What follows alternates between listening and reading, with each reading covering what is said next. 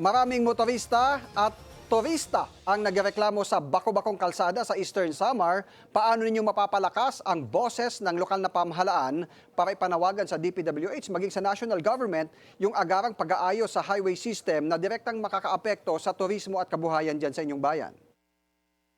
Magandang gabi po.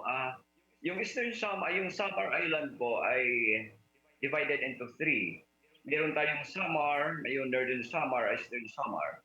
Dito sa Eastern Samar, sa probinsya po namin, wala pong problema sa highways, national highways dahil ika nga, alam namin pag nasa Eastern Samar na kami, nakakatulog na po kami ng mahimbing pag Mhm. sumasakay kami sa sakyan.